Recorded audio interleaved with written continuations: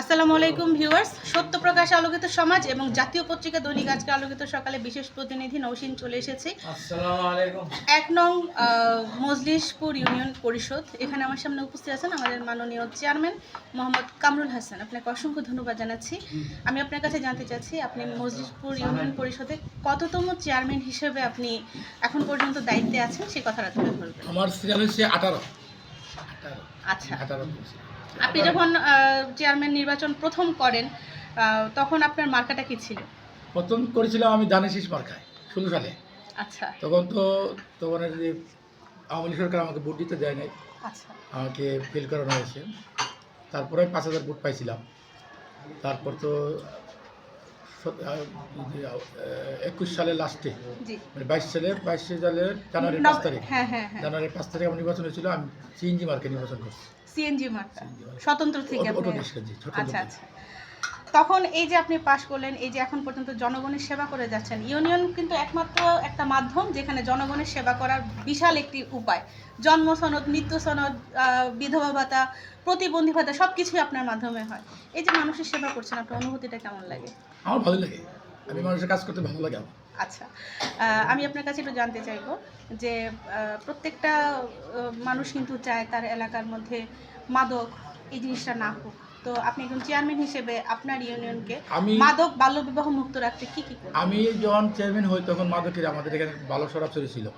আমি চেয়ারম্যান হওয়ার পরে এলাকার লোকজনদের নিয়ে, যুব সমাজকে নিয়ে আমি মাদক নির্মূল করার চেষ্টা করতেছি। আশা করি আমাদের 80% আমরা কভার করতে পারছি কোনো এলাকায়, আর কোনো এলাকায় একটু বেশি আছে। তারপর আমি চেষ্টা করতেছি মাদকটা যেন নির্মূল হয়। এতে আমার যুব সমাজ আমাকে অনেক সহযোগিতা করতেছে। জি, আমার মনে হয় যুব সমাজ যুবকদের দিয়ে একটা গেরিলা টিম তৈরি করা আমাদের উচিত। টিম আছে, আমাদের কমিটিও আছে, আমাদের কমিটি আছে। বাল্যবিবাহটাকে কি বাল্যবিবাহ বলতে আমি এটা নিজে ঘৃণা করি।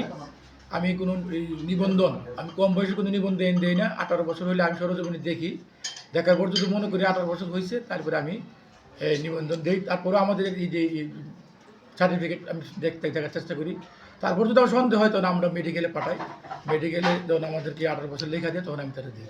তাদের আমি বাল্যবিবাহের কোনো সুযোগ আমি দিই না। আমাদের 12ই ফেব্রুয়ারি ত্রয়োদশ সংসদ নির্বাচন। 17 বছর পর মানুষ কিন্তু এখন ভোট কেন্দ্রে যাওয়ার একটা সুযোগ পাবে। যারা নাকি আওয়ামী লীগ করতো তারাও কিন্তু ভোট কেন্দ্রে যাওয়ার সুযোগটা পেত না, নিজের ভোটটাও দিতে পারতো না। তো আপনার ইউনিয়নবাসীকে ভোট কেন্দ্রে যাওয়ার জন্য কিভাবে আমি জুলাই আগস্টে যারা যে জওয়ানরা এই যুদ্ধ করে আমাদেরকে যে ভোটের অধিকারটা বাস্তবায়ন করেছে, তাদেরকে আমি ধন্যবাদ প্রথমে জানাই। তাদের সেই যুদ্ধের ফল হিসাবে আমরা ভোট পেয়েছি। এই ভোটটা আমরা জনগণ যেন দিতে পারে, আমরা সহযোগিতা করতেছি। আশা করি এবার সুন্দর একটা ভোট হবে আমার ইউনিয়নে। আশা করি সকলেই উপস্থিত হবে। আর উপস্থিত হওয়ার জন্য আমরা সরকারি নির্দেশ মোতাবেক উঠান বৈঠক করতেছি। আমরা ওই যে ভোটের পক্ষে, তারপর আমরা ভোটের জন্য আসে বই যেন না পাই, এই জন্য আমরা মানুষকে উৎসাহিত করতেছি। আমরা আপনাদের এবার যিনি এমপি নমিনি প্রার্থী শ্যামল সাহেব, ওনার সম্পর্কে কি কিছু বলবেন? উনি তো অত্যন্ত ভালো মানুষ। উনি ভালো মানুষ বলতে কেমন ভালো মানুষ বলি, আমি নির্বাচনের আগে আমি জেলে ছিলাম, হেফাজতের মামলায় 7 মাস জেল কাটছিলাম।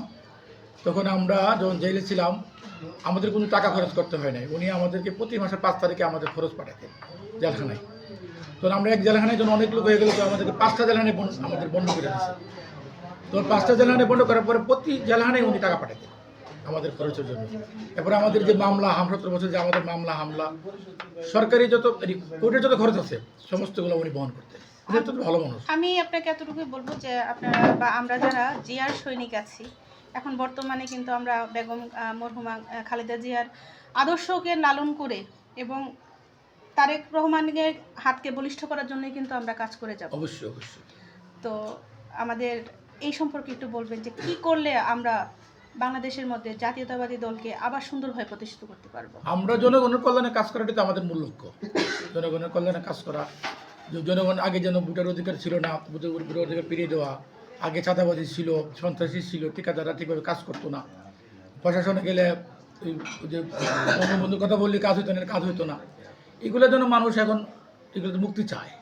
এখন আমরা আশা করি আমরা আমাদের জনগণের যেভাবে খুশি হয়, যেভাবে শান্তি পাই, আমরা সেই কাজগুলি করার চেষ্টা করি।